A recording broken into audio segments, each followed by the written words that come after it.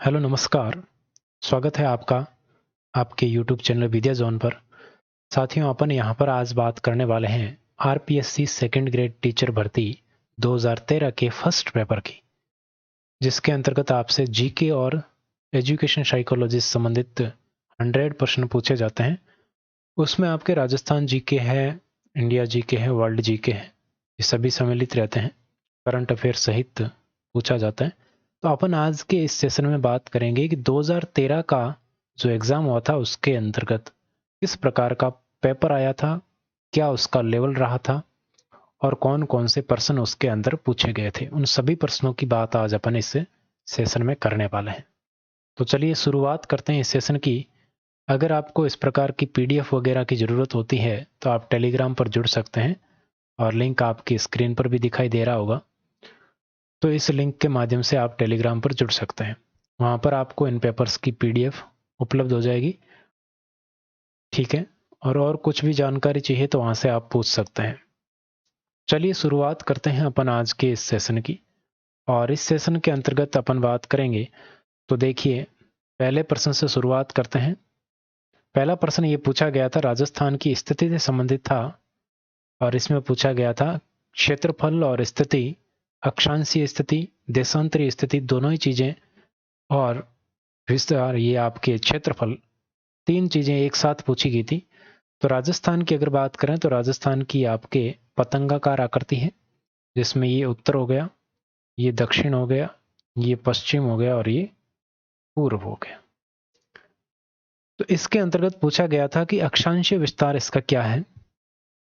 तो अक्षांशीय विस्तार की अगर बात करें तो 23 डिग्री 3 मिनट से लेकर कहां से कहां तक है, तो इधर मैं लिख देता हूं, 23 डिग्री 3 मिनट से 30 डिग्री 12 मिनट, ये तो है आपके अक्षांशीय विस्तार। देशांतरीय विस्तार की अगर बात करें तो देशांतरीय विस्तार है 69 डिग्री 3 मिनट, ये आपके 30 मिनट से 78 डिग्री 17 मिनट देशांत, पूर्वी देशांतर। और ये है उत्तरी अक्षांश में, अक्षांशीय दृष्टि से, और देशांतरीय दृष्टि से है पूर्वी देशांतर में।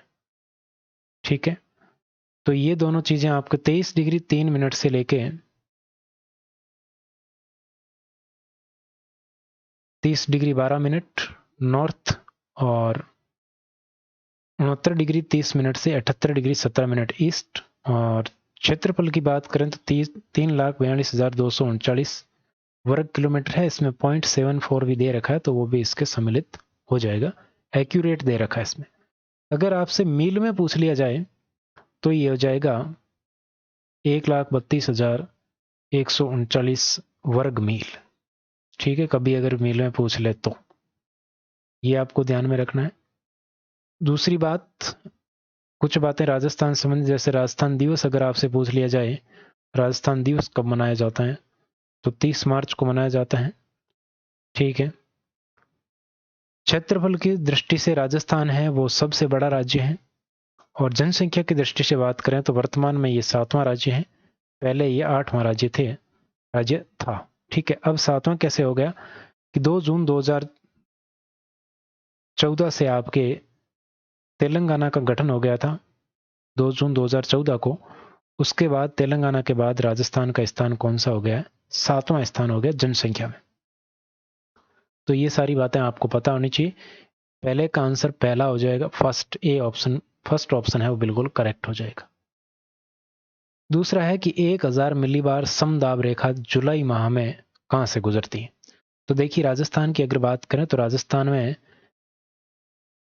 997, 998, 999 और 1000 ये समदाब रेखाएं बनती हैं। तो 997 की बात करें तो 997 आपके जैसलमेर से, एक जैसलमेर, बीकानेर और गंगानगर, इन जिलों से गुजरती है 997। फिर 998 की बात करें तो 998 आपके बाड़मेर, जोधपुर, नागौर, चूरू और आपकी सीकर और झुंझुनू, तो इनसे गुजरती है 998 समदाब रेखा, 998 मिलीबार समदाब रेखा। अब 999 की बात करें तो 999 आपके कहाँ कहाँ से गुजरती है? तो 999 गुजरती है जालोर से, पाली से, अजमेर से, टोंक और सवाई माधोपुर से। यहां से गुजरती है 999, जालोर, पाली, अजमेर, टोंक और सवाई माधोपुर से। अब चौथी है वो 1000 मिलीबार रेखा, तो ये गुजरती है आपके सिरोही, उदयपुर, प्रतापगढ़ और झालावाड़ से। तो फर्स्ट ऑप्शन आपका करेक्ट आंसर हो जाएगा। थर्ड में देखिए आपके सामने है अपवा क्षेत्र की दृष्टि से राजस्थान की नदी प्रणाली का सही अवरोही क्रम आपको बताना है। तो सबसे पहले यहां पर आ जाएगा चंबल, फिर लूनी, फिर बनास और फिर माही। सेकंड ऑप्शन आपका यहां पर आंसर हो जाएगा। ज्यादा कुछ सोचने की बात नहीं है। जल ग्रहण की दृष्टि से पूछा जाए या फिर अपवा क्षेत्र की दृष्टि से पूछा जाए तो इनका अलग अलग आपको ध्यान में रखना है। अब देखिए ये आपके है चौथा प्रश्न। चौथे प्रश्न में उससे योजना काल से संबंध, जैसे अभी आर्थिक समीक्षा आती है उससे रिलेटेड था, तो ये आर्थिक समीक्षा का प्रश्न है। वैसे तो इसमें आपके एक तो उस टाइम दूसरा सही बैठ रहा था और एक आपके बैठ रहा था तीसरा। ये दो कथन सही थे और ये दो कथन अब किस ऑप्शन में है? तो ये आपके डी ऑप्शन में है, फोर्थ ऑप्शन में। तो ये आपका आंसर हुआ था। अभी आपको वर्तमान को जो आर्थिक समीक्षा है उसको देखकर चलना है, इसको देखने की आवश्यकता नहीं है। अब देखो ये पांचवा प्रश्न है, तो पांचवें प्रश्न में आपको ये आपके काम आने वाला प्रश्न है।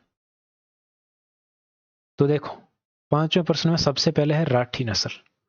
तो राठी नस्ल आपके कहां कहां पर पाई जाती है? तो राठी नस्ल बीकानेर में पाई जाती है, ठीक है, और आपके गंगानगर में पाई जाती है। गंगानगर, गंगानगर के बाद अगर बात करें तो जैसलमेर में पाई जाती हैं और आपके चूरू में पाई जाती हैं। कौन सी नस्ल? राठी नस्ल। कांकरेज की बात करें तो कांकरेज बाड़मेर, सांचौर और जालौर में पाई जाती हैं। बाड़मेर और सांचौर में पाई जाती है, सांचौर जालौर में ही है, ठीक है। थारपारकर की बात करें तो ये जैसलमेर, बाड़मेर और जोधपुर में पाई जाती है। गिर की बात करें तो गिर आपके अजमेर, भीलवाड़ा और किशनगढ़ क्षेत्र में पाई जाती हैं। अजमेर, भीलवाड़ा, किशनगढ़, चित्तौड़गढ़ और बूंदी क्षेत्र में ये पाई जाती है गिर नस्ल। अब देखो यहां पर अपने को जिले नहीं दे रखे, क्षेत्र दे रखे हैं। अब बीकानेर, गंगानगर, जैसलमेर, चूरू वाला क्षेत्र आपके कौन सा हो जाएगा? उत्तर पश्चिमी। गंगानगर आ गया उत्तर में और बीकानेर पश्चिम का है, तो ये उत्तर पश्चिमी राजस्थान हो जाएगा। उत्तर पश्चिमी राजस्थान यानी कि आपके कौन सा हो जाएगा? राठी। ये तो बिल्कुल सुमेलित है, तो पहले में ए हो जाएगा। पहले में ए दो ऑप्शन में है, ठीक है। अब दूसरा दे रखा दक्षिण पश्चिम राजस्थान। दक्षिण पश्चिम में कौन सा आ जाएगा? ये आपके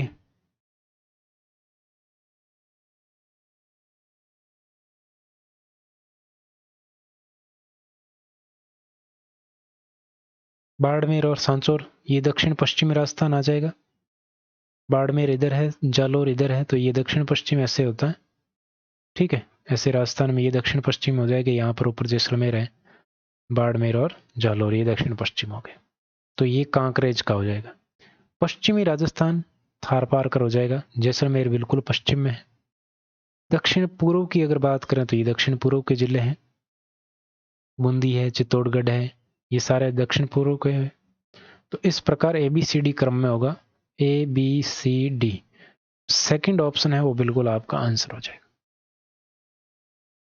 नेक्स्ट देखो आपके सामने है कि औद्योगिक संभावना के आधार पर कौन से जिले ए श्रेणी के अंतर्गत आते हैं। औद्योगिक संभावना की बात करें तो सर्वाधिक औद्योगिक संभावना कहां पर है? उदयपुर में, फिर अलवर में, फिर कोटा में, फिर भीलवाड़ा में। ये आपके चारों ही जिले आपके ए श्रेणी के अंतर्गत आते हैं, ध्यान रखना। अगला है राजस्थान में निर्धनता उन्मूलन की आरंभ की गई नवीनतम योजना। तो उस समय ये नवीनतम योजना थी एम पावर। न्यूनतम योजना कौन सी थी? एम पावर योजना थी। ये आपको ध्यान में रखना, 2008-9 में स्टार्ट हुई थी।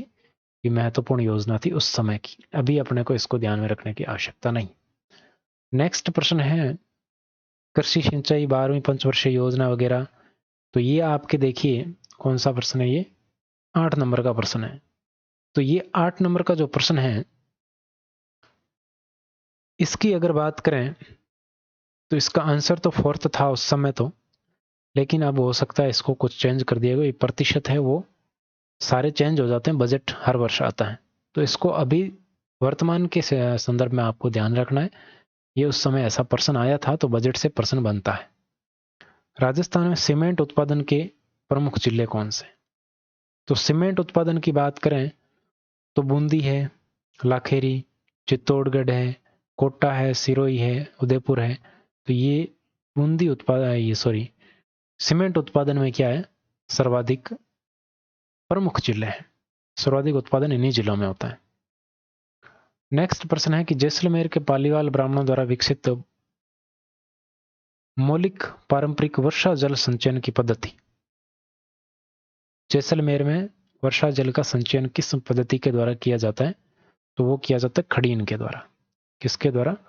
खड़ीन के द्वारा किया जाता है। इसका इजाद किसने किया था? तो पालीवाल ब्राह्मणों ने इसका इजाद किया था इस पद्धति का। तो ये आपको ध्यान में रखना है। नेक्स्ट है कि निम्न में से कौन सा कथन सही है 11वें प्रश्न में। तो 11वें में एक गणेश्वर एक उत्खनन स्थल नहीं है, तो उत्खनन स्थल है। ठीक है। बैराठ एक ग्राम्य संस्कृति केंद्र था, बिल्कुल नहीं।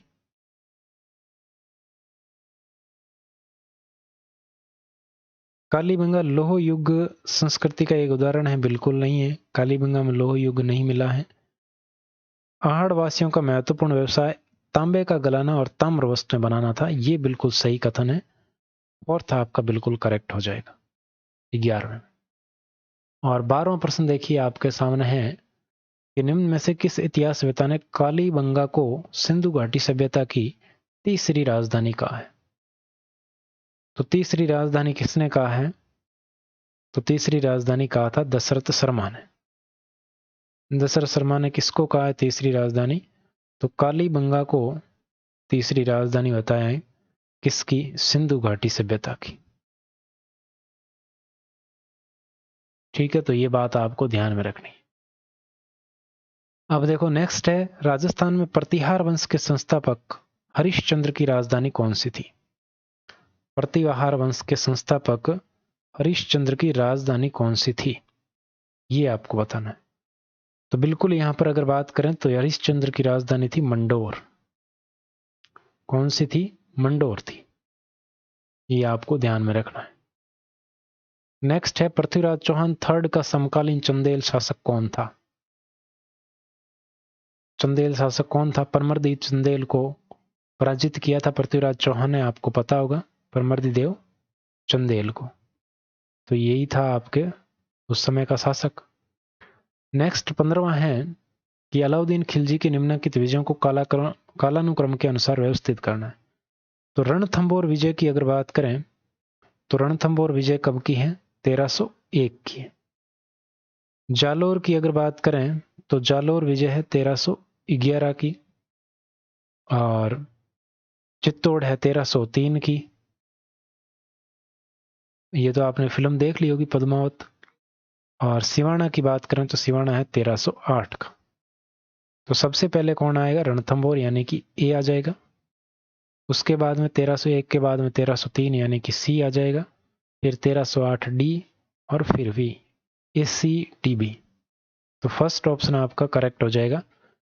देखो रणथंबोर विजय ये राजस्थान का पहला साका यहाँ पर हुआ था रणथंबोर में। पता होगा हमीर देव चौहान के नेतृत्व में केसरिया किया गया था। उसकी पत्नी रंग देवी ने जौहर किया था। अलाउद्दीन खिलजी ने यहाँ पर आक्रमण किया था। इससे पहले जलालुद्दीन खिलजी ने जाहिन दुर्ग पर अधिकार कर लिया था। और रणथंबोर दुर्ग को बख्तरबंद दुर्ग कहा जाता है। ये सारी बातें आपको पता होनी चाहिए। जालोर की बात करें तो यहाँ पर कानड़ देव चौहान था जालोर का शासक, और उस समय यहाँ पर आक्रमण हुआ। और सिवाना की बात करें तो शीतलदेव, और कहीं पर मिलता है सातलदेव, तो सिवाना पर सातलदेव का शासन था। चित्तौड़ पर बात करें तो रावल रतन सिंह थे। गोरा और बादल वीरगति को प्राप्त हुए। अकबर इसके अलाउद्दीन खिलजी के द्वारा आक्रमण किया गया था रतन सिंह की रानी पद्मिनी को प्राप्त करने के लिए, ऐसा कहा जाता है। तो ये सारी बातें आपको पता होनी चाहिए। आगे बढ़ते हैं। नेक्स्ट है आपके सामने 16वां प्रश्न क्या कहता है कि अकबर ने जोधपुर किसको सुपुर्द किया था 7273 में। 7273 में अगर बात करें तो जोधपुर किसको सुपुर्द किया गया था, ये आपको बताना है 16वें प्रश्न। तो बिल्कुल यहां पर करेक्ट हो जाएगा, बीकानेर के राय सिंह को सुपुर्द किया था। बी ऑप्शन बिल्कुल करेक्ट हो जाएगा।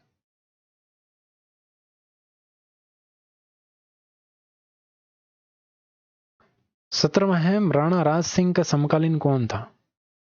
महाराणा राज सिंह है मेवाड़ के, उनके समकालीन कौन था, तो महाराणा राज सिंह के समकालीन था औरंगजेब।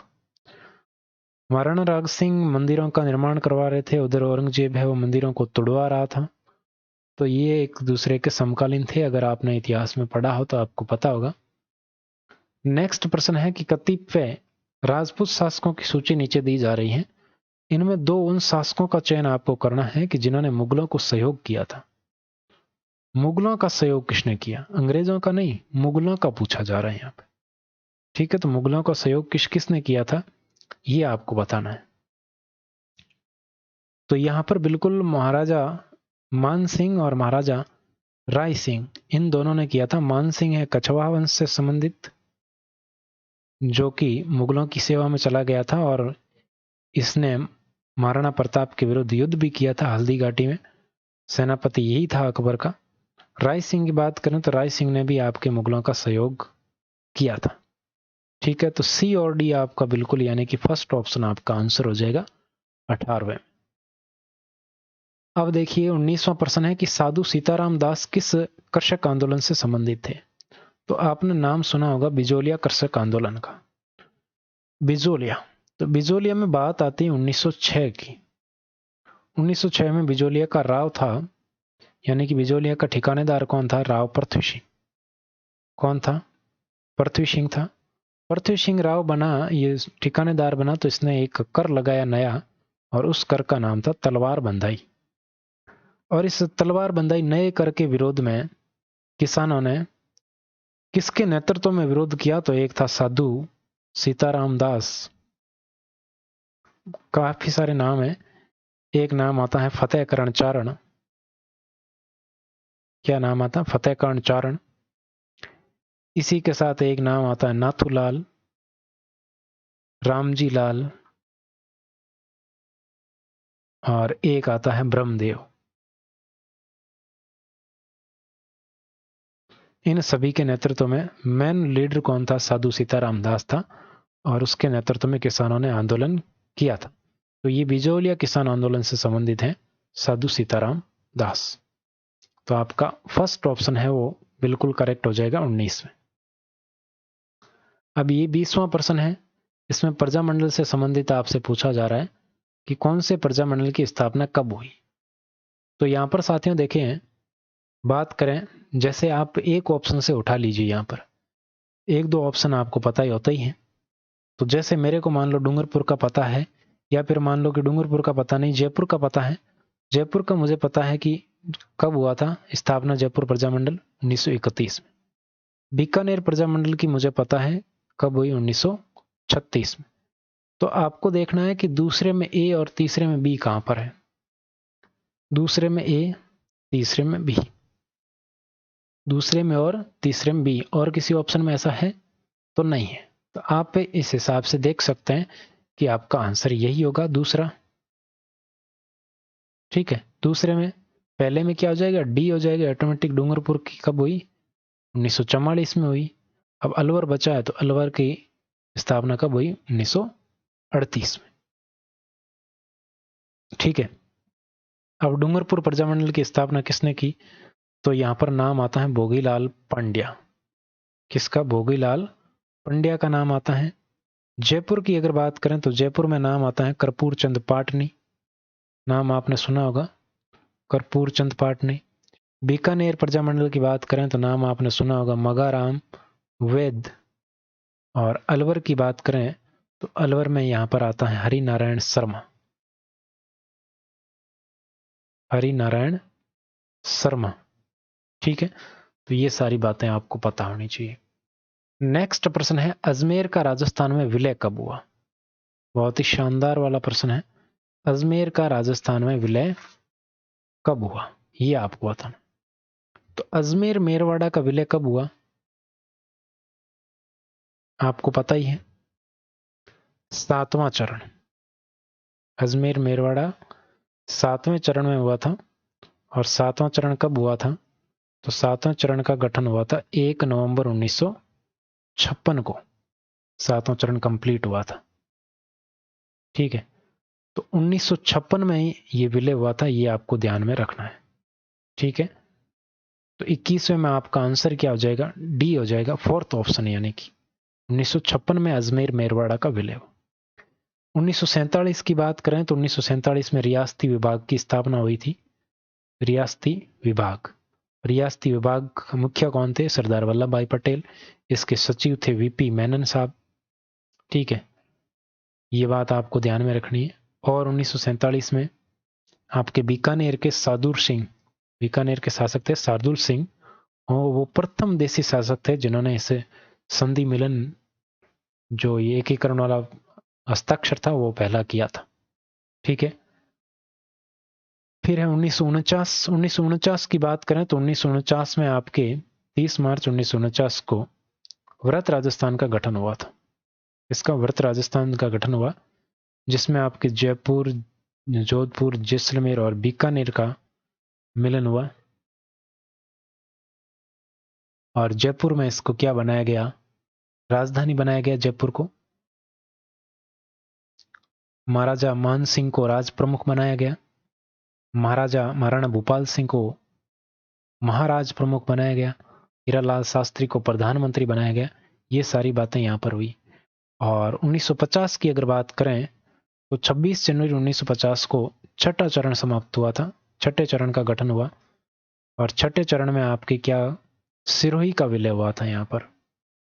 और अगर आपको पूछा जाए कि सिरोही का विलय आपके 2 चरणों में हुआ था। सिरोही का विलय कितने चरणों में? नेक्स्ट प्रश्न यही है कि कितने सोपानों में सिरोही राजस्थान में विलय हुआ? तो 2 चरणों में हुआ था, सेकंड ऑप्शन हो जाएगा।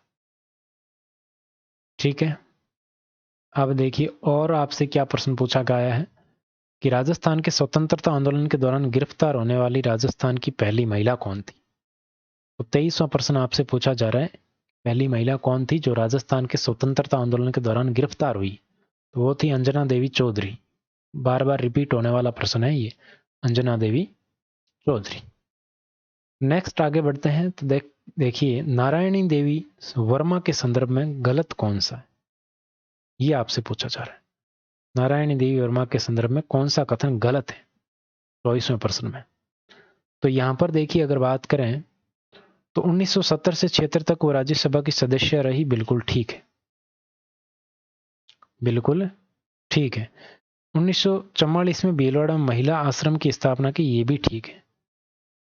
57 से 62 तक लोकसभा की सदस्य रही, तो ये कथन आपके सही नहीं है, तो आपका आंसर तो यही बनेगा। 42 में आंदोलन में भाग लेने के लिए उन्हें जेल जाना पड़ा, तो ये भी सही है। नारायणी देवी वर्मा 1942 में आंदोलन में भाग लिया, उसके कारण आपके इसको जाना पड़ा था जेल में। ठीक है, नेक्स्ट प्रश्न आपके सामने है कि अजमेर के ख्वाजा मोइनुद्दीन किस सूफी सिलसिला से संबंधित हैं? तो यहां पर बात करें तो अपन कहते हैं ना ख्वाजा मोइनुद्दीन चिश्ती, तो ये चिश्ती इनका सिलसिला है जिससे ये संबंध रखते हैं। नेक्स्ट है कि किस दुर्ग का प्रवेश द्वार 9 लखा दरवाजा कहलाता है? 9 लखा दरवाजा किस दुर्ग का प्रवेश द्वार है? तो ये है रणथंबोर दुर्ग का। अभी अपन ने जिसकी बात की थी अमीर देव चौहान वाले की, तो उसका मुख्य दरवाजा क्या कहलाता है? प्रवेश द्वार 9 लखा दरवाजा। नेक्स्ट आपके सामने है कि गोगा जी का मेला किस माह में पड़ता है? गोगा जी का मेला, तो गोगा जी का मेला पड़ता है भाद्रपद नवमी को। फर्स्ट ऑप्शन आपका बिल्कुल करेक्ट हो जाएगा। नेक्स्ट प्रश्न है, मेमंद आभूषण कहाँ पहना जाता है? तो मेमंद पहना जाता है सिर पर। कहाँ पहना जाता है? सिर पर पहना जाता है। मेमंद है, बोरला है, ये सब सिर में पहने जाते हैं। ठीक है, आगे बढ़ते हैं। नेक्स्ट आपके सामने है कि तेजा जी का जन्म स्थान है। तेजा जी के जन्म स्थान की बात कर रहे हैं। तो तेजा जी का जन्म स्थान है खरनाल। कौन सा है? खरनाल। ददरेवा गोगा जी से संबंधित है। ठीक है, और कोलू आपके पाबू जी से संबंधित है। खरनाल किससे संबंधित होगी? तेजा जी से संबंधित। और आसींद आपके देवनारायण जी से संबंधित है।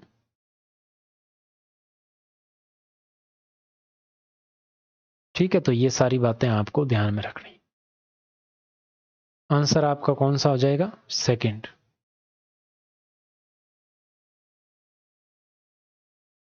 नेक्स्ट प्रश्न क्या है? देखो, 30 नंबर का प्रश्न है, जिसमें आपको कुछ पुस्तकें दे रखी हैं और उनका लेखक दे रखे हैं। तो 30 में अगर बात करें तो करणीदान के द्वारा लिखित ग्रंथ कौन सा है? तो सूरज प्रकाश। करणीदान, कवि अकरणीदान। खुमान रासो, पद्मनाभ की पुस्तक। देखो, मान लीजिए मेरे को दौलत विजय का पता नहीं है, पद्मनाभ की पुस्तक है कानड़ दे प्रबंध, जिससे अपने को जालौर के इतिहास की जानकारी प्राप्त होती है। तो तीसरे में आपके कौन सा हो गया? बी। दूसरे में कौन सा हो गया?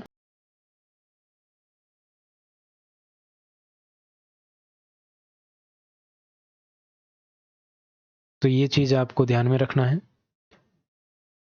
दौलत विजय फर्स्ट में कौन सा हो गया? डी। तो ये फर्स्ट में डी आपको यहां पर दिख रहा होगा, फर्स्ट में डी। और फर्स्ट में डी के बाद में अपन ने कौन सा मिलाया? थर्ड मिलाया, जैसे बी। तो ऑप्शन ये बैठ जाएगा, सेकंड में सी हो जाएगा। दौलत विजय का कौन सा है? खुमान रासो। और जगजीवन भट्ट का कौन सा है? अजित होते। तो बिल्कुल आपका ए ऑप्शन आंसर हो जाएगा। नेक्स्ट है आपके सामने, किशनगढ़ शैली का प्रसिद्ध चित्रकार कौन था? तो किशनगढ़ शैली का प्रसिद्ध चित्रकार था नागरीदास। कौन थे? नागरीदास। रावण अत्था क्या है? नेक्स्ट प्रश्न है कि रावण अत्था क्या है? रावण अत्था एक वाद्य यंत्र है, ये आपको पता ही है, रावण अत्था। ठीक है, तो 32वें में सेकंड ऑप्शन हो गया। नेक्स्ट प्रश्न आपके सामने है, थोड़ा इसको इधर ले आते हैं। नेक्स्ट है कि राजस्थान में पहली बार राष्ट्रपति शासन लगाया गया था, उस समय राज्य के राज्यपाल कौन थे? तो उस समय राज्य के राज्यपाल थे संपूर्णानंद स्वामी। कौन थे? संपूर्णानंद थे। थर्ड ऑप्शन आपका बिल्कुल करेक्ट हो जाएगा।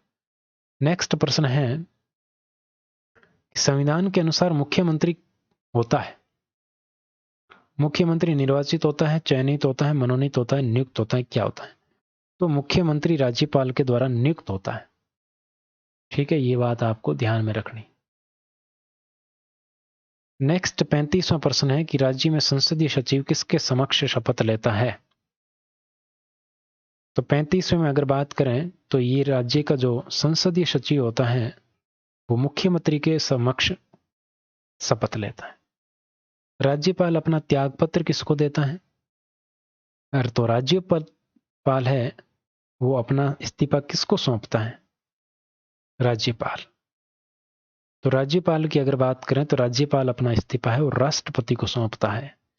राष्ट्रपति के प्रसाद पर्यंत ही अपने पद पर बने रहते हैं, ये भी आपको ध्यान में रखना।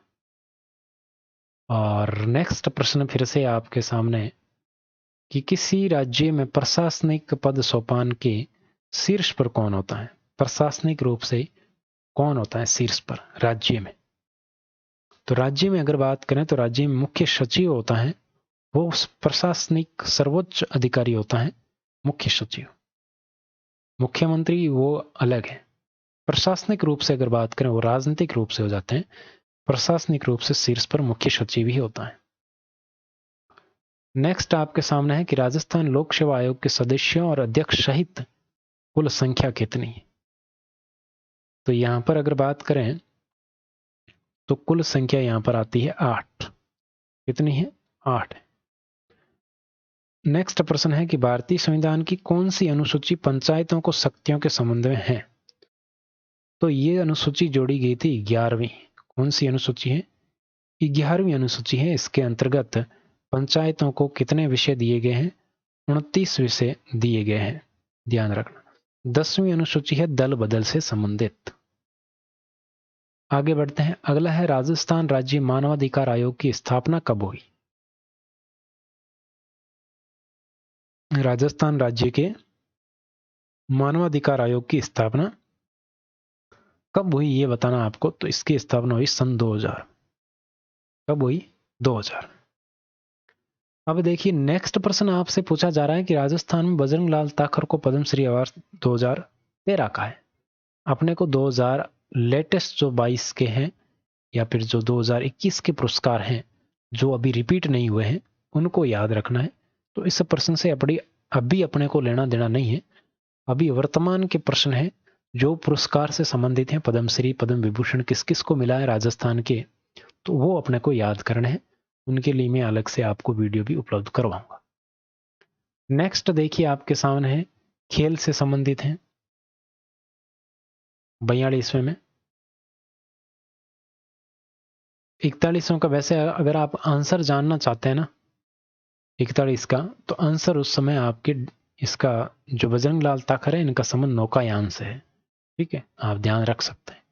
यहाँ पर वही है कौन सा युग्म सही नहीं है, तो खिलाड़ी हैं उनके खेल दे रखे हैं, तो इनसे अभी ये पुराना हो चुका, सब लेटेस्ट अपने को ध्यान में रखना है, तो इससे कोई मतलब नहीं। अब देखिए ये जनसंख्या घनत्व का है।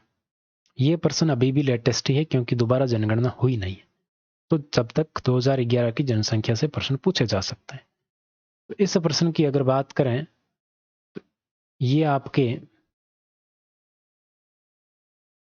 43 नंबर जो प्रश्न है इसका आंसर क्या बनेगा। तो 43 नंबर की अगर बात करें तो जोधपुर का जनसंख्या घनत्व कितना है, कोटा का कितना, अजमेर का कितना, भरतपुर का कितना, ये अपने को पता होना चाहिए। तो वैसे इसके अगर 43 नंबर प्रश्न की बात करें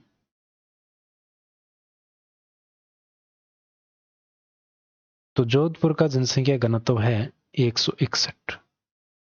कोटा की अगर बात करें तो कोटा का है 374। अजमेर की बात करें तो 305। भरतपुर का है 503। तो इसका हो जाएगा 4 3 2 1, चौथा ऑप्शन बिल्कुल करेक्ट हो जाएगा 43 में। 44वां प्रश्न देखो, ए हिस्ट्री ऑफ राजस्थान के लेखक कौन है? ए हिस्ट्री ऑफ राजस्थान के लेखक, हिस्ट्री ऑफ राजस्थान के लेखक है रीमा आहूजा। कौन है? रीमा आहूजा। फर्स्ट ऑप्शन आपका बिल्कुल करेक्ट हो जाए। अब ये योजनाओं से संबंधित है 45वां प्रश्न। अब देखो इस योजनाओं से संबंधित प्रश्न का अब कोई मतलब नहीं है क्योंकि ये क्या हो चुका है, ओल्ड पुराना हो चुका है। अपने को लेटेस्ट जो योजना है जैसे चिरंजीवी वगैरह योजना है, उड़ान योजना है, शक्ति योजना है, इंदिरा गांधी शहरी क्रेडिट कार्ड योजना है, ये सारी पढ़नी है, इनसे अब लेना देना नहीं है। अगला प्रश्न देखो, राजीव गांधी पर्यावरण संरक्षण पुरस्कार प्रदान कब किए जाते हैं? राजीव गांधी पर्यावरण संरक्षण पुरस्कार है, ये कब प्रदान किए जाते हैं ये आपको बताना है। तो ये आपके विश्व पर्यावरण दिवस 5 जून के अवसर पर दिए जाते हैं। सेकंड ऑप्शन करेक्ट हो जाएगा।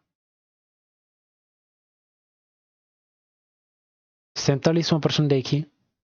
47वें प्रश्न आपके सामने है कि यूनेस्को ने 6 पहाड़ी किलों को विश्व धरोहर सूची में शामिल किया है। 2013 का लेटेस्ट था ये, उस समय इनको शामिल किया था। तो कौन कौन से? तो चित्तौड़गढ़ है, गागरोन है, कुंभलगढ़ है, आमेर है, जैसलमेर है और रणथंभौर है।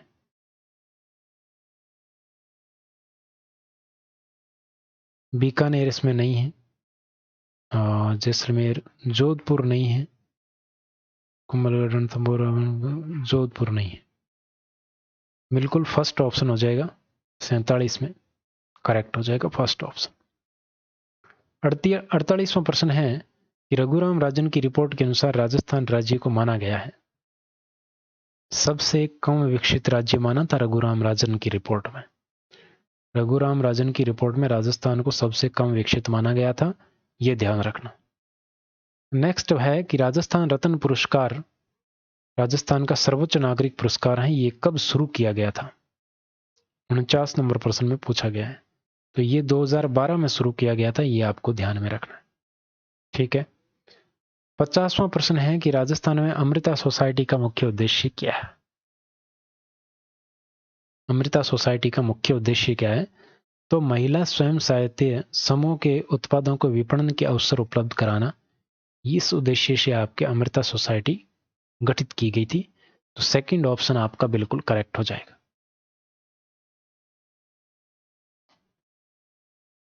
ये बोर्ड से उठाया गया ऑफिशियल पेपर है, तो इसको स्कैन ऐसे ही किया गया है टेढ़ा मेढ़ा। 51 नंबर प्रश्न देखो, स्थानीय स्तर पर आकस्मिक और चरम पर्यावरणीय बदलाव के कारण का उदाहरण है।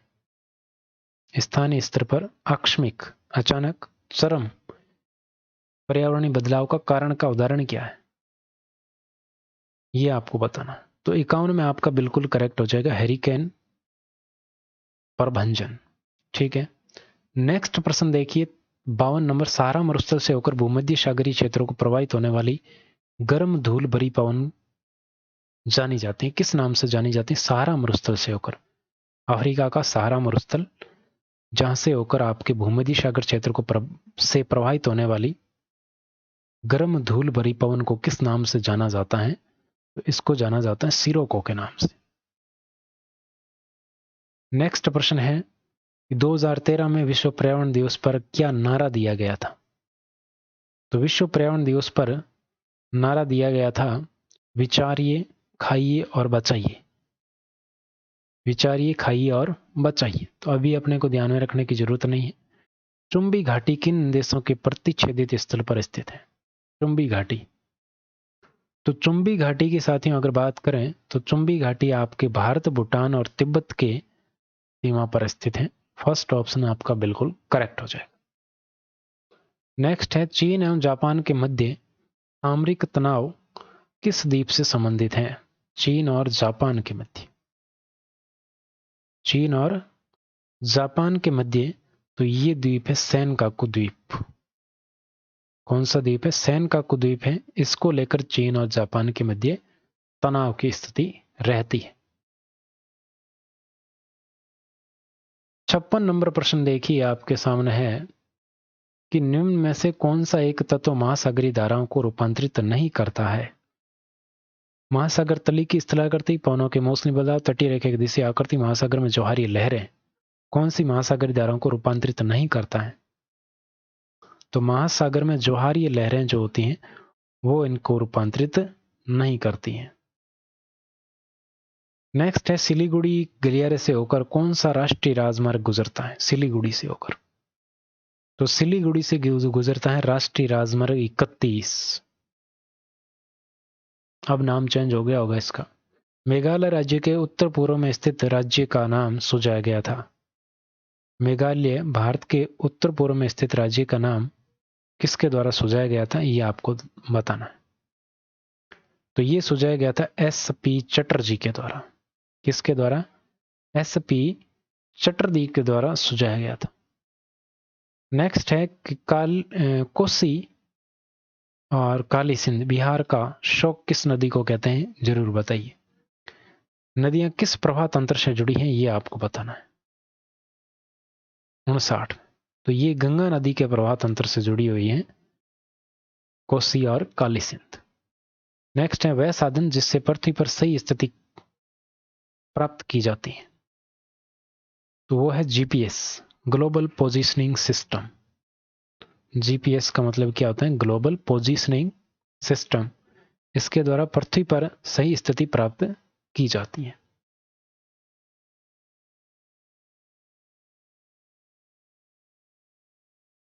इकसठ नंबर प्रश्न है, औपनिवेशिक भारत में कौन सा संवैधानिक अधिनियम मोंटेग्यू घोषणा पर आधारित था? तो मोंटेग्यू घोषणा की अगर बात करें तो मोंटेग्यू घोषणा पर आधारित था भारत शासन अधिनियम 1919। ठीक है, ध्यान रखना। 1919 और 1935 महत्वपूर्ण है। इनसे संबंधित प्रश्न ज्यादा पूछे जाते हैं क्योंकि इनको स्पष्ट सिलेबस में मेंशन किया गया है। संवैधानिक अधिनियम एवं उसके प्रमुख प्रावधान के त्रुटिपूर्ण युग्म को पहचानिए। तो यहां पर लिखा है भारत शासन अधिनियम 1892, भारत परिषद अधिनियम 1909, 1919, 1935। 35 में प्रायंतीय स्वायत्तता हो गई थी। 1919 में द्वैध शासन प्रारंभ किया गया था। 1909 में पृथक निर्वाचन मंडल व्यवस्थित किया गया था। 1892 में ये गलत है। तो आपका आंसर कौन सा हो जाएगा? फर्स्ट आंसर हो जाएगा। 63 नंबर हम देखिए, महात्मा गांधी की अध्यक्षता में भारतीय राष्ट्रीय कांग्रेस का वार्षिक सम्मेलन 1924 में कहां पर आयोजित हुआ था? तो ये आयोजित हुआ था बेलगांव में। कहां पर? बेलगांव में आयोजित हुआ था। मात्र एक बार अध्यक्षता की थी महात्मा गांधी ने, बेलगांव। नेक्स्ट है, स्वतंत्रता संघर्ष के दौरान किस आंदोलन के दौरान गांधी इरविन समझौता हुआ? गांधी इरविन समझौता किस आंदोलन के दौरान हुआ, ये आपको बताना है। तो ये था सविनय अवज्ञा आंदोलन, सविनय अवज्ञा आंदोलन। नेक्स्ट प्रश्न है, संविधान सभा में प्रारूप समिति का अध्यक्ष कौन था? तो प्रारूप समिति का अध्यक्ष था भीमराव अंबेडकर। कौन था? भीमराव अंबेडकर।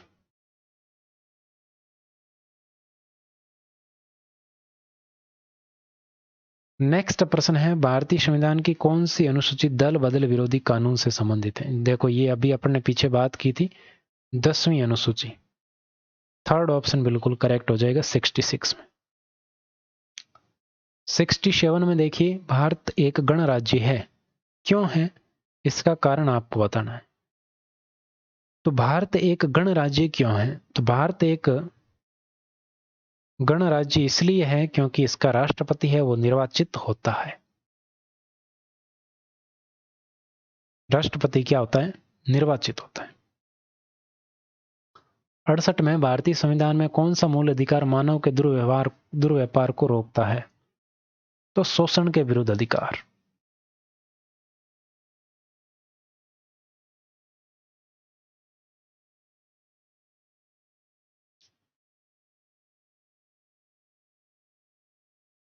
अनुच्छेद 23।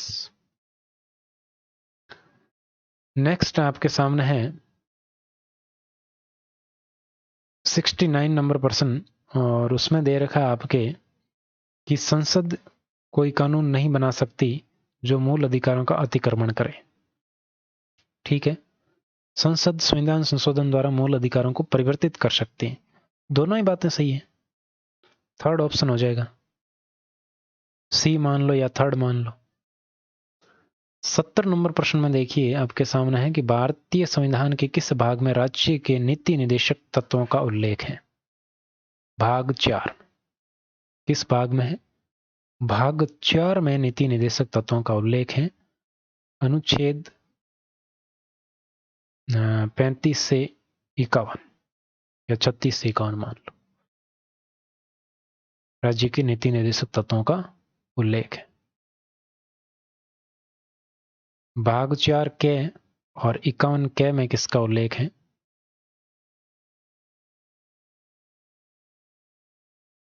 मूल कर्तव्यों का उल्लेख है। ठीक है, आगे बढ़ते हैं। नेक्स्ट प्रश्न आपके सामने है कि राज्य के नीति निदेशक तत्वों में नहीं हुआ है, किसका उल्लेख नहीं हुआ है? तो राज्य के नीति निदेशक तत्वों में वैज्ञानिक दृष्टिकोण का विकास का उल्लेख नहीं है। ये उल्लेख किसमें है? ये उल्लेख है आपके कर्तव्य में, मूल कर्तव्य में उल्लेख है। तो आपके थर्ड ऑप्शन है वो बिल्कुल करेक्ट हो जाएगा। नेक्स्ट है, राष्ट्रपति अपना त्याग पत्र किसको संबोधित करता है? तो राष्ट्रपति अपना त्याग पत्र है वो देता है लोकसभा अध्यक्ष को। 72 में आपके हो जाएगा, सॉरी लोकसभा अध्यक्ष नहीं, भारत के उपराष्ट्रपति को देता है।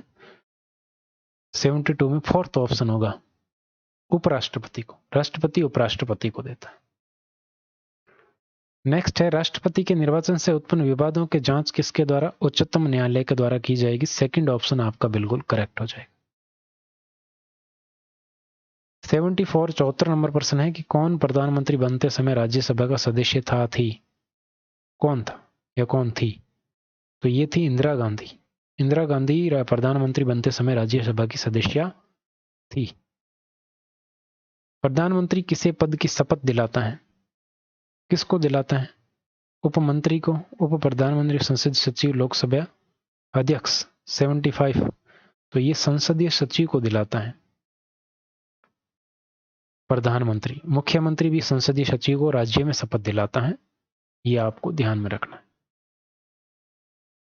76 नंबर प्रश्न देखिए, भारतीय संविधान की कौन सी विशेषता स्वरूप में सच्चे तौर पर संघात्मक नहीं है? तो सच्चे तौर पर संघात्मक कौन सा नहीं है 76 नंबर प्रश्न में? तो ये हो जाएगा एकीकृत न्यायपालिका है, ये संघात्मक नहीं कहलाती है। और 77 प्रश्न देखिए, राजनीतिक दल और उसके नेता के त्रुटिपूर्ण युग्म को पहचान। भारतीय communist party, Bahujan Samaj party, Mayawati बिल्कुल ठीक है।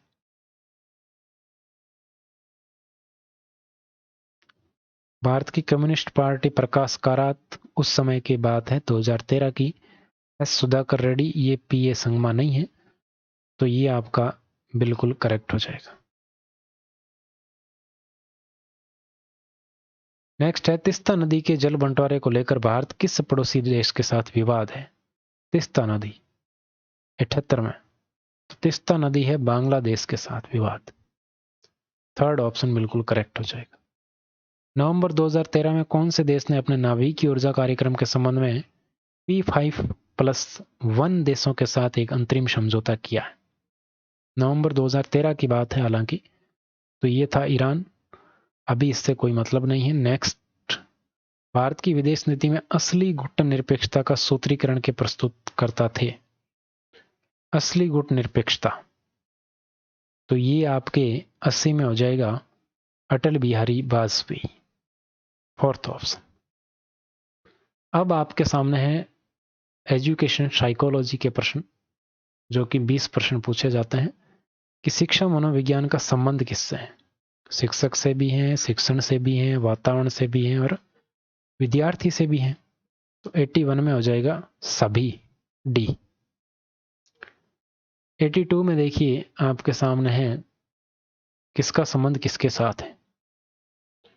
तो 82 में अगर बात करें तो जॉन डीवी का संबंध है कर्तव्यवाद, जिसको इंग्लिश में क्या कहते हैं? फंक्शनलिज्म। फंक्शनलिज्म। टिचनर का है संरचनावाद से संबंध। कोफका का संबंध है गेस्टाल्टवाद से और वाटसन है व्यवहारवाद से संबंधित। तो बी, पहले में क्या सी, पहले में सी और दूसरे में बी, तीसरे में ए और चौथे में डी। बिल्कुल फोर्थ ऑप्शन आपका आंसर हो जाएगा। 83 नंबर प्रश्न देखिए आपके सामने है कि ज्ञान और अभिव्यक्ति की प्राप्ति अधिगम है, ये परिभाषा किसने दी थी? अधिगम की प्राप्ति, ज्ञान और अभिव्यक्ति की प्राप्ति ही अधिगम है, ये परिभाषा किसने दी? 83 में, तो ये परिभाषा दी थी क्रो एंड क्रो ने।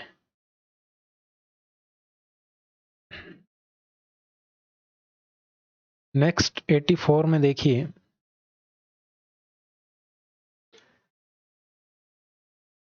में आपको सुमेलित करना है और 84 में सुमेलित करके देखना है कि थॉर्नडाइक ने कौन सा सिद्धांत दिया। तो थॉर्नडाइक ने दिया उद्दीपन अनुक्रिया सिद्धांत। कौन सा दिया? उद्दीपन, उद्दीपन यानी कि अनुक्रिया तो रिस्पॉन्स, SR सिद्धांत, स्टिमुलस और रिस्पॉन्स थ्योरी। पावलोव ने कौन सा सिद्धांत दिया? पावलोव ने सिद्धांत कौन सा दिया था? तो इसने दिया था अनुकूलित अनुक्रिया का सिद्धांत। हल ने दिया था कौन सा? हल ने दिया था पुनर्वलन का सिद्धांत। कोहलर ने दिया था अंतर्दृष्टि का सिद्धांत। तो पहले में डी, पहले में डी और दूसरे में ए, दूसरे में ए। तीसरे में बी, चौथे में सी। बिल्कुल आपका थर्ड ऑप्शन हो जाएगा करेक्ट आंसर। ये आपको ध्यान रखना है। 84 में थर्ड ऑप्शन। 85 में देखिए, अधिगम प्रक्रियाओं का सही क्रम का चयन कीजिए। 85 नंबर प्रश्न है ये। इसमें आपको देखना है कि अधिगम की सही प्रक्रिया क्या होती है। तो अधिगम की सही प्रक्रिया में सबसे पहले प्रेरक, फिर लक्ष्य, फिर समायोजन होता है और फिर परिवर्तन होता है। परिवर्तन सबसे लास्ट में होगा, समायोजन तो हो ही नहीं सकता। सबसे पहले आपके प्रेरक मिलेगा तभी तो लक्ष्य निर्धारित होगा। तो थर्ड ऑप्शन बिल्कुल करेक्ट हो जाएगा। 86 में देखिए आपके सामने है 86 में कि छात्र जो नवीन सूचना के विस्तार से विश्लेषण करता है, व्याख्या करता है और पूर्व ज्ञान से जोड़कर सीखता है, वही क्या है, अधिगम का निर्मितवाद उपागम है। सेकंड ऑप्शन बिल्कुल करेक्ट हो जाएगा 86 में। 87 में है कि कौन सा कथन सही नहीं है। वृद्धि एवं विकास पर्यायवाची है 87 में। 87 में वृद्धि एवं विकास एक दूसरे के पर्यायवाची है, तो पर्यायवाची नहीं है। वृद्धि में मात्रात्मक परिवर्तन नहीं होते, बिल्कुल ठीक है। वृद्धि जीवन पर्यंत नहीं होती है, बिल्कुल ठीक है। वृद्धि के साथ विकास भी होता है, बिल्कुल ठीक है। ये तीन कथन सही है, लेकिन पहला सही नहीं है। नेक्स्ट 88 में है कि मानव विकास के समय कौन सा कथन गलत है। ये परिपक्वता तक चलता है, सतत प्रक्रिया, ये सही है। परिवर्तनों का प्रगतिशील क्रम है, सही है। जन्म पूर्व अवस्था में भी होता है, बिल्कुल सही है। तो 88 में भी पहला ऑप्शन हो जाएगा, परिपक्वता तक नहीं, जीवन पर्यंत चलता है, सतत प्रक्रिया है विकास। 88 में भी पहला हो जाएगा। 89 में देखिए कि कौन सा विशेषता, ये 89 नंबर है, कौन सी विशेषता व्यक्तित्व को सीधे प्रभावित करती है। शारीरिक गठन और सामाजिक व्यवहार, मानसिक एवं आध्यात्मिक योग्यता, संवेगात्मक आयाम, अनुभव। कौन सी सीधे तौर पर प्रभावित करती है व्यक्तित्व को, पर्सनैलिटी को। तो 89 में देखिए आपका आंसर हो जाएगा डी, क्योंकि ये सभी चीजें हैं वो प्रभावित करती हैं। 90 में देखो, निम्न में से कौन व्यक्तित्व के बुरे प्रबंधन के लिए जिम्मेदार है। पर्सनैलिटी के बुरा प्रबंधन है, उसके लिए जिम्मेदार कौन है। तो उसके लिए जिम्मेदार है लैक ऑफ एस्पिरेशन, आकांक्षा की कमी। आकांक्षा की कमी होगी तो जिम्मेदार प्रबंधन है सही नहीं रहेगा। ये 91 है। बुद्धि का त्रिआयामी सिद्धांत किसने दिया। त्रिआयामी सिद्धांत दिया था गिलफोर्ड ने। किसने दिया, गिलफोर्ड ने दिया था त्रिआयामी सिद्धांत।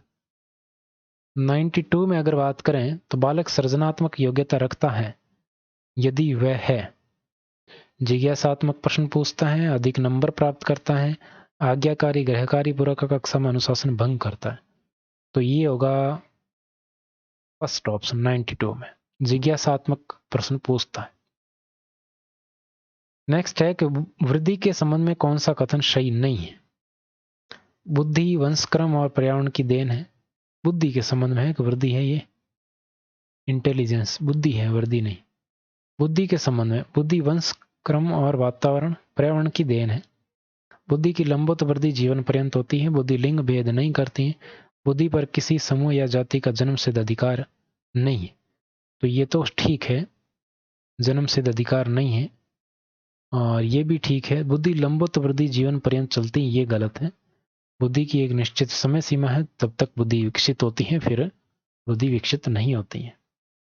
94 में देखिए आपके सामने है, कौन सा अभिप्रेरण का पक्ष नहीं है। आवश्यकता के कारण मोटिवेशन मिलेगा, कोई प्रेरित करेगा तो मोटिवेशन मिलेगा। दबाव से मोटिवेशन में नहीं होता है, दबाव से तनाव उत्पन्न होता है। दबाव से क्या है, तनाव उत्पन्न होता है, प्रोत्साहन से मोटिवेशन मिलता है। तो आपके सेकंड ऑप्शन है ये धन मोटिवेशन का पक्ष नहीं है। 95 में देखिए कथन दे रखा है आपको और कारण भी दे रखा है। शिक्षण अधिगम प्रक्रिया अभिप्रेरणा आवश्यक है, बिल्कुल ठीक है। अभिप्रेरणा अभिप्राय को स्पष्ट करती है और लक्ष्य की ओर आकर्षित करती है, बिल्कुल ठीक है, दोनों ही सही है। ए और आर दोनों ही सही है 95 में। 96 में देखिए, निम्न में से कौन सा कार्य प्रेरक बाह्य प्रेरक है? बाह्य प्रेरक, गणित के प्रश्न हल करना, दौड़ में भाग लेना, चित्र बनाना, कविता पाठ करना। बाह्य प्रेरक 96 में अगर बात करें तो सिर्फ और सिर्फ दौड़ में भाग लेना ही बाह्य प्रेरक है। सी ऑप्शन आपका आंसर हो जाएगा। 97 में देखिए, व्यक्तिगत विभिन्नता का ज्ञान अध्यापक को मदद करता है। अनुशासन बनाए रखने में, छात्रों के गृह कार्य, शिक्षण अधिगम क्रियाओं की योजना बनाने में, कक्षा में आवश्यक व्यवस्था बनाए रखने में। शिक्षण अधिगम क्रियाओं की योजना बनाने में 97 में थर्ड ऑप्शन बिल्कुल करेक्ट हो जाएगा। 98 में है कि निम्न में से कौन विशेष आवश्यकता वाले बालकों के वर्ग में आता है? प्रतिभावान, मानसिक रूप से पिछड़े, शारीरिक रूप से अक्षम, सामाजिक रूप से अक्षम। विशेष आवश्यकता वाले बालक, तो विशेष आवश्यकता में तो ये सारे ही आ जाएंगे, ये सब स्पेशल है। नेक्स्ट देखिए 99 में कि निम्न में से किस अनुदेशन सामग्री की अधिकता होती है? किस में अनुदेशन सामग्री की अधिकता होती है? पाठ्य पुस्तक में, कार्य पुस्तक में, संसाधन इकाई में, शेल्फ इंस्ट्रक्शनल बुकलेट में। अनुदेशन सामग्री किसमें होती है सबसे ज्यादा? तो ये होती है संसाधन इकाई में, रिसोर्स यूनिट में। और अंतिम प्रश्न है कि छात्रों की मानसिक रूप से स्वस्थ और स्वच्छ बने रहने के लिए विद्यालय प्रशासन को कौन सा तरीका अपनाना चाहिए? घर परिवार अनुकूल वातावरण देना, बच्चों के मित्रों पर नियमित स्वास्थ्य परीक्षण, शिक्षण की उपयुक्त विधियां, या नियमित स्वास्थ्य परीक्षण। स्वस्थ और स्वच्छ रहने के लिए, स्वस्थ और स्वच्छ पूछा है ना, तो ये स्वास्थ्य परीक्षण होगा थर्ड ऑप्शन। तो ये था साथियों 2013 का ऑफिशियल पेपर, जो आपके सेकंड ग्रेड का फर्स्ट पेपर जीके का था। उम्मीद है कि सारी चीजें आपको अच्छे से समझ में आई होगी, और पसंद आई है तो लाइक करें, शेयर करें दोस्तों के साथ, और सब्सक्राइब जरूर करें। आपके एग्जाम के लिए बेस्ट ऑफ लक, और कोशिश रहेगी कि आपके एग्जाम के पहले दिन तक मैं आपको इस प्रकार के प्रश्न उपलब्ध करवाऊं, ताकि आपको बहुत अच्छी तरीके से ये समझने में मौका मिले, समझने में सहायता मिले कि प्रश्न आते कैसे हैं, किस प्रकार के प्रश्न आते हैं। तो आज के लिए बस इतना ही। Thank you very much.